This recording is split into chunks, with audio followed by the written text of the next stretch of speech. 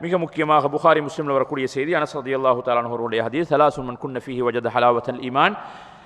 3 விடயங்கள் யாரிடத்தில் இருக்கின்றதோ அதன் மூலமாக அவன் ஈமானுடைய சுவையை அனுபவித்துக் கொள்வான். யகூனல்லாஹு வ ரசூலுஹு அஹப்ப இலைஹி மிம்மா சிவாஹுமா. முதலாவதாக நபி அவங்க சொல்றாங்க, யகூனல்லாஹு வ ரசூலுஹு அஹப்ப இலைஹி மிம்மா சிவாஹுமா.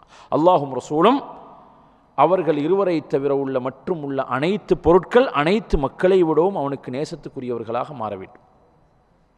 கஷ்டமான காரியம், மிகப்பெரிய தியாகம் செய்ய வேண்டும். தோழர்களே, சஹாபாக்களே அதை நாங்கள் நிதர்சனமாக பார்த்தோம். போர்க்களங்களிலே, யுத்தத்திலே, உஹது யுத்தத்திலே நபி அவர்களை எப்படி தங்களுடைய உயிரை துச்சமாக மதித்து அந்த பல சஹாபாக்கள் நபி அவர்களை ஒரு குழிக்குள்ளே நட்டி அவர்களுடைய மார்புகளை அந்த ஈட்டி அம்பு தாக்குதல்களுக்கு கொடுத்து பலர்கள் அங்கே ஷஹீதாகின்றார்கள் நபியை பாதுகாப்பதற்காக வேண்டி. உயிரை விட அதிகமாக நபியவங்க ஹயாத்தோடு இருந்தால் உயிரை விட அதிகமாக நபியவர்களை நேசிப்பதுன்னு சொன்னால் உயிரை கொடுத்தும் நபியை பாதுகாப்பது.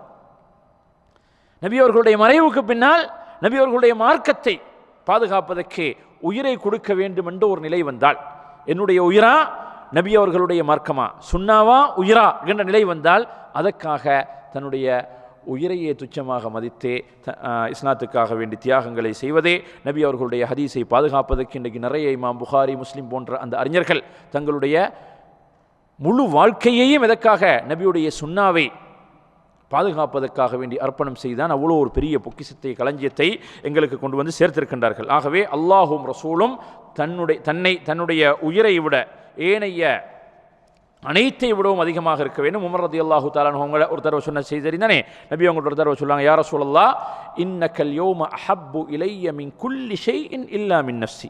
என்னுடைய உயிரை தவிர உள்ள அனைத்து பொருட்கள் அனைத்து பேர்களை விடவும் நீங்கள் இன்றைய தினத்தில் எனக்கு மிகவுமே விருப்பத்துக்குரியவராக மாறிட்டீங்க.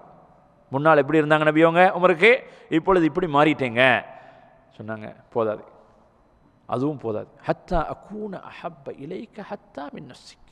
உங்களுடைய உயிரை விடவும் அதிகமாக நான் உங்களுக்கு நேசத்துக்குரியவனாக மாற வேண்டும். அப்போ சொன்னாங்க, ஆம், இப்பொழுது அந்த நிலையை நான் என்னுடைய உள்ளத்திலே ஏற்படுத்தி கொண்டேன். இப்போ அவ்வளோ குயிக்காக மாறலாமா? மாறலாம். உமர் போன்றவர்களுக்கு மாறலாம். உமர் போன்றவர்களுக்கு அந்த ஈமானிய பக்குவம் இருந்தது. ஆம், என்னுடைய உயிரை விடவும் நீங்கள் இப்பொழுது எனக்கு நேசத்துக்குரியவர்களாக மாறிவிட்டீர்கள். அப்பொழுது நபி அவங்க சொன்னாங்க, அல் ஆனயா உமர், இப்போதான் அந்த ஈமானுடைய முழு நிலையை நீங்கள் அடைந்திருக்கின்றீர்கள். ஆகவே ஈமானுடைய சுவை அனுபவிப்பதற்கு முதலாவது காரணம் என்ன? அல்லாஹும் ரசூலும் அவர்கள் இருவரை தவிர உள்ள அனைத்து விடயங்கள் அனைத்து பொருட்கள் அனைத்து மக்களை விட விருப்பத்துக்குரியவர்களாக மாற வேண்டும். இரண்டாவது, யுஹிப்பல் மர்அ லா யுஹிப்புஹு இல்லா லில்லாஹ். ஒரு மனிதன் நேசிக்க வேண்டும், லா யுஹிப்புஹு இல்லா லில்லாஹ், அல்லாஹுக்காக வேண்டி மாத்திரம். உலக விடயங்களை அனைத்தையும் துறந்து அல்லாஹுக்காக வேண்டி மாத்திரம் நேசிக்க வேண்டும். மூன்றாவது, யக்ரஹ ஐ யஊத ஃபில் குஃப்ரி பஅத அன் அன்கதஹு அல்லாஹு மின் கமா யக்ரஹு ஐ யுக்தஃப ஃபின் நார். அல்லாஹு தஆலா குஃப்ரிலே இருந்து ஒரு மனிதனை பாதுகாத்து கொண்டு வந்ததற்கு பின்னால், இஸ்லாத்துடைய அந்த அரணுக்குள்ளே கொண்டு வந்து சேர்த்ததற்கு பின்னால் மீண்டும் அந்த வழிகாட்டின் பக்கம், அந்த ஷிர்க் குஃப்ர் பித்அத்தின் பக்கம் திரும்பி போவதை நெருப்பிலே தூக்கி போடுவதை போன்று வெறுக்க வேண்டும். ஈமானுடைய சுவை இருக்குமா இல்லையா? நிச்சயமாக இருக்கு சோர்களே, நிச்சயமாக இருக்கும். சஹாபாக்கள் அதை பார்த்தோம், எப்படி ஒஃப பண்ணப்பட்டது, அவங்களுக்கு மார்க்கத்தை கைவிடும்படி எப்படி துன்புறுத்தப்பட்டது. பிலால் ரலியல்லாஹு தஆலா அன்ஹு அவங்கள்ட்ட கேட்கப்பட்டது, எப்படி நீங்கள் அந்த சுடு மணல்லே போட்டு வேதனை செய்யப்படக்கூடிய நேரத்தில் எப்படி நீங்கள் தாக்கு பிடிச்சீங்க? என்ன சொன்னாங்க? நான் ஈமானுடைய சுவை, ஈமானுடைய அந்த இன்பத்தின் மூலமாக அந்த வேதனையை நான் மிகைக்க செய்தேன். என்னுடைய உள்ளத்தில் இருந்த இறை நம்பிக்கை கத்தகா அலா அல் அதாப், அந்த வேதனையை அது மிகைத்து நின்றது. அதனால் என்னுடைய உள்ளத்திலே எந்த மாற்றமும் ஏற்படவில்லை. உடம்பு நொந்து கொண்டிருந்தது, உடம்புல வேதனை இருந்தது. இப்போ ஈமானுடைய சுவை அது ஒரு தனி தலைப்பு. ஈமானுடைய சுவை என்றால் என்ன? அதெல்லாம் நம்ம எவ்வளோ தூரம் பரீட்சித்து பார்த்துருக்கின்றோம்? சுப்ஹானல்லாஹ், தெரியாது, நமக்கே தெரியாது. இப்போ எங்கே அந்த சுவையை பார்க்க வேண்டும்? இன்றைக்கு உலக விடயங்களுடைய இன்பங்கள், ஒரு சாப்பாட்டுடைய இன்பம், அந்த டேஸ்ட் தெரிஞ்சதுனால தான் முக்கியமான சில ரெஸ்டாரண்ட்களை போய் பார்த்தீங்கன்னா ஒவ்வொரு கவுண்டர்களுக்கு முன்னால் 50-100 பேர் நிற்கிறாங்க.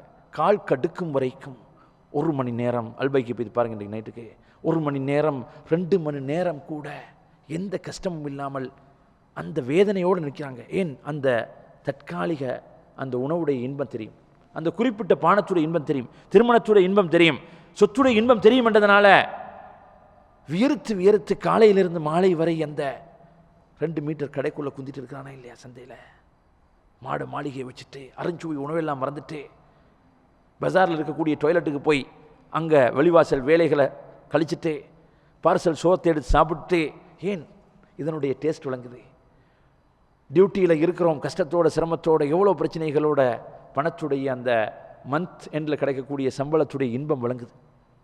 ஆனால் நபியவங்க என்ன சொல்கிறாங்க, அரஹ்னா பிஹா யா பிலால், பிலாலே தொழுகையின் மூலமாக எங்களுடைய உள்ளத்துக்கு நிம்மதியை கொடுங்க.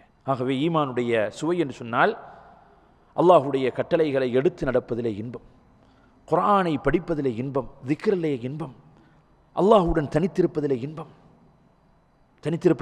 இன்பம்.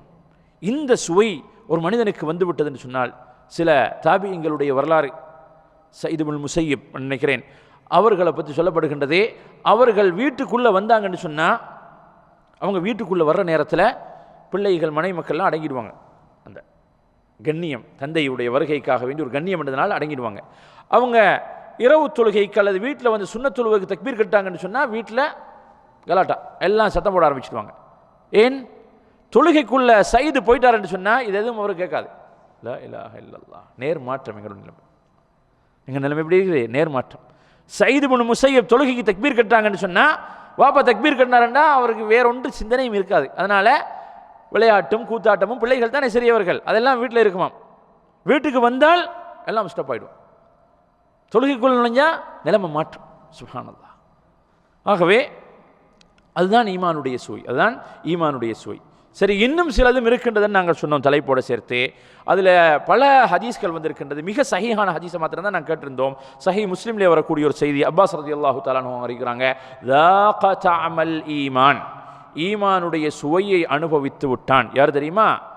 மன் ரதிய பில்லாஹி ரப்பா, அல்லாஹுவை தன்னுடைய ரப்பாக, வபில் இஸ்லாமி தீனா, இஸ்லாத்தை தன்னுடைய வழியாக, வபி முஹம்மதின் ரசூலா, முஹம்மது ஸல்லல்லாஹு அலைஹி வஸல்லம் அவர்களை அல்லாஹுடைய ரசூலாக யார் மனப்பூர்வமாக ஏற்றுக்கொண்டு விட்டான், உளப்பூர்வமாக முழுமையாக முழு திருப்தியோடு ஏற்றுக்கொண்டு விட்டான்னு சொன்னால், இவனுக்கும் ஈமானுடைய சுவை கிடைத்து விட்டது. ஈமானுடைய சுவையை அவன் அனுபவித்து விட்டான்.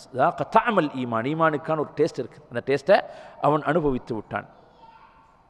ஆகவே அல்லாஹுவை ரப்பாக, அல்லாஹுவை மாத்திரம்தான் ரப், அல்லாஹுக்கு யாதொன்றையும் இணையாக்காமல் அல்லாஹுவை முழுமையாக தன்னுடைய இறைவனாக ஏற்று, இஸ்லாத்தை தன்னுடைய வழியாக, இஸ்லாத்துடைய கட்டளைகளை வரையறைகளை சரியாக பேணி முழுமையாக இஸ்லாத்தை கடைபிடித்து நபியுடைய வாழ்க்கையை, நபியை தன்னுடைய முன்மாதிரியாக வைத்து ஒரு மனிதன் வாழ ஆரம்பித்து விட்டான் என்று சொன்னால் அவனும் ஈமானுடைய சுவை அனுபவித்து விட்டான். ஆகவே இந்த விடயங்கள் தான் ஈமானுடைய சுவை சம்பந்தமாக வந்த செய்திகளாக, சஹீஹான செய்திகளாக எங்களை பார்க்கக்கூடியதாக இருக்கின்றது.